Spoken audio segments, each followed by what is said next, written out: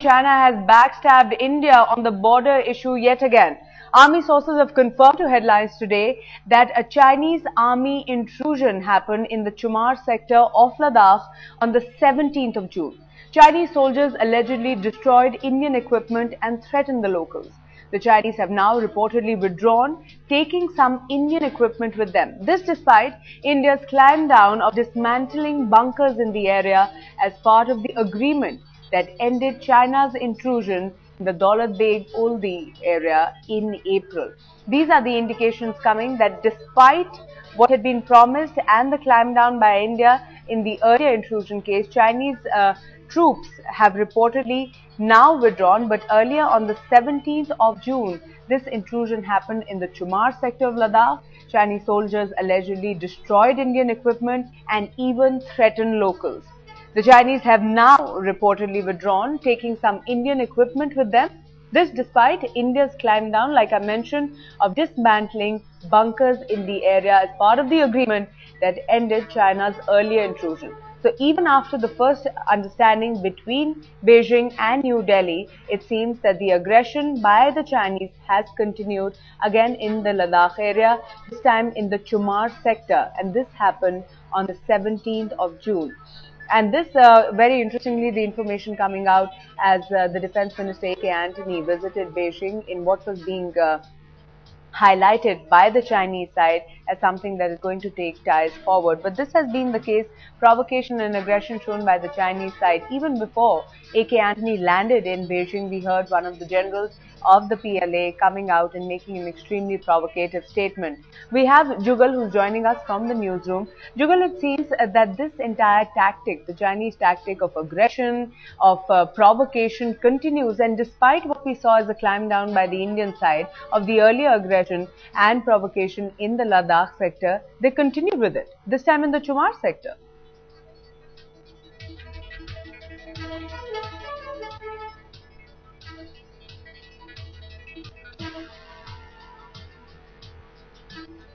Jugal, if you can hear me, the earlier aggression that we saw, the intrusion by the Chinese forces, after that we saw a climb down as far as the Indian side was concerned.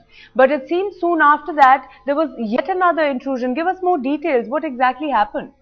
Absolutely. Well, Maha, we've been able to confirm from the Northern Command of the Indian Army, which is the command responsible for the defense of the entire area, that an incident of this type has indeed occurred on the 17th of June. The Chinese troops had actually crossed over to what we consider as our area, and over there, these troops, which were Hindi-speaking troops, which yet again gives you an idea of the kind of capability that the Chinese side has developed over the years. These Hindi-speaking PLA troops entered into our area, they threatened the locals, and the Indian Army, which after the Depsang incident had actually stationed some monitoring equipment out there so that they don't need to be physically present to monitor the area. Even that equipment was damaged. That equipment was returned to the Indian Army at a border personnel meeting on the 3rd of July. All of this we've been able to confirm, Mahrukh. However, the unfortunate part is that I've been trying to speak to the MEA, which is the agency responsible for responding in international affairs. They've chosen to not comment. The ITBP, which is another agency manning the borders under the Home Ministry, they've shied away from commenting. To you because Commodore Uday Bhaskar is also joining us on the phone line. Commodore Bhaskar, what do you make of this aggression? We saw it earlier in this year. Then there was a certain kind of understanding where we saw the Indian side really doing a climb down. Now there's the latest information coming in on June the 17th of yet another incursion, this time in the Chumar sector, again in the Ladakh area. What do you have to say to this? Well, I think it is reflective of a certain pattern of behavior that we associate in the first instance with the Chinese PLA. The fact that they carried out a similar kind of an incident in April when we had the Depsang incident, and now we have this incident ostensibly on the 17th of June. So clearly there is a certain pattern which we associate with the Chinese PLA. But concurrently, I think it's also indicative of a deeper issue, which is the political orientation as far as Beijing is concerned, meaning that we had the Indian Defense Minister, Mr. Antony, visit Beijing just a few days ago, and one presumes that this incident would have been reported to the official political apex on both sides, both in Beijing and New Delhi. So I think what is being tested is the ability of the two governments in Beijing and Delhi respectively to deal with such incidents. In this actually, Maruk, I think one sort of report that is coming, and your own reporter sort of mentioned this, the fact that the cameras were damaged. I find this as cause for concern. Meaning that if both sides want to maintain a certain degree of surveillance about each other's movements, then there must be procedures in place. Now, if the equipment has indeed been damaged and returned, it would suggest that there is a failure or the inadequacy of the procedures. And the third issue relates to the domestic debate in India. Right. That even Depsang, I don't think we have a clear understanding in the public domain as to what exactly happened. But Mr. Now we have June 17, so my Right. only concern is that we shouldn't Photoshop these incidents. Right. But The Commodore public needs to Bhaskar, I mean, what are we to understand from the way things have been going? Now, you mentioned that this has to be handled at a political level also. And pretty much what we saw right before the defense minister landed in Beijing, we had the kind of statement, a provocative one, coming from a general in the PLA. And now, news of these intrusions which continue. Are we soft pedaling as a country as far as China is concerned on the issue of intrusions? Are we the ones who have taken a softer stand, and which is the reason why the Chinese have been even more aggressive? Well, I think the Chinese retired general and his statement, which appeared in the Chinese media, was definitely an indicator about what I had suggested earlier was a certain pattern in terms Right. of how China and Beijing are dealing with this incident.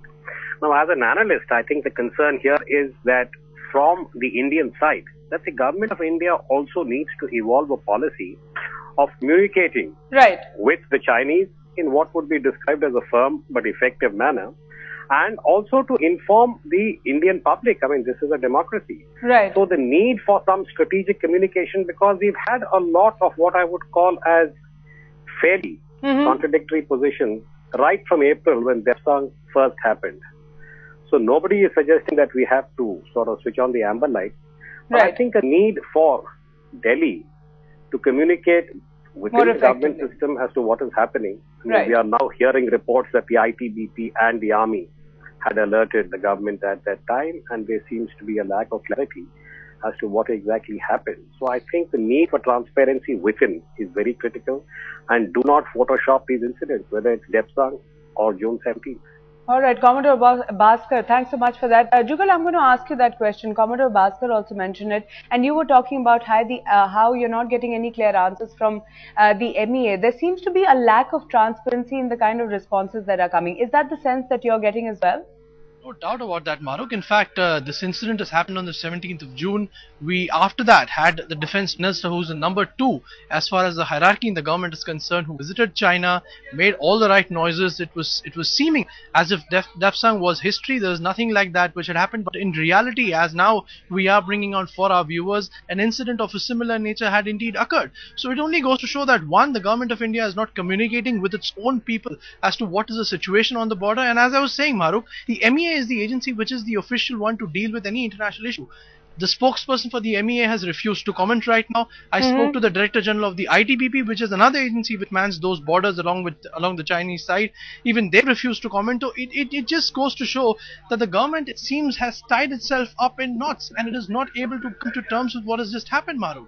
Right, Jugal, stay on with us. We also have Sushant Sareen, who's a strategic affairs expert, joining us on the phone line. Mr. Sareen, I hope you've been hearing the information that Jugal, our correspondent, has been giving, because clearly there seems to be a lack of transparency in the way these incidents are being reported or what the government is saying. Now, I want your expert comments on why this is happening. Is it because the government, as a larger policy, wants to soft pedal the issue, doesn't want to provoke the Chinese? Because here you've had the defense minister going to Beijing, and now we get to know of incidents that have been happening after the earlier incursion that we saw in Ladakh, and there doesn't seem to be any kind of restraint being shown by the Chinese army. I heard bits and pieces of what Commodore Uday Bhaskar said, and I cannot agree more with him. The problem is that the government's public outreach is so poor that, I think they're still living in about 5 decades back. They don't understand the way the new information media operates, the way information travels so fast, and then rather than giving an informed response to what is being reported, clarifying what is being reported, putting a perspective to what is happening, they just clam up as though they've been bitten by a snake or something. So this entire public diplomacy on part of the government, whether it be on China, whether it be on terrorism, whether it be on any other issue, is sadly lacking. So that is one big problem, and the reason why that is happening is that you are still operating in the 21st century with old bureaucratic structures, the PIB kind of a setup, which simply does not come up to the mark in this modern communication age. The second problem is that the general signaling which has been done by this government on a host of strategic issues, I think leaves a lot to be desired. There doesn't seem to be any clarity on the kind of direction which needs to be followed. Right.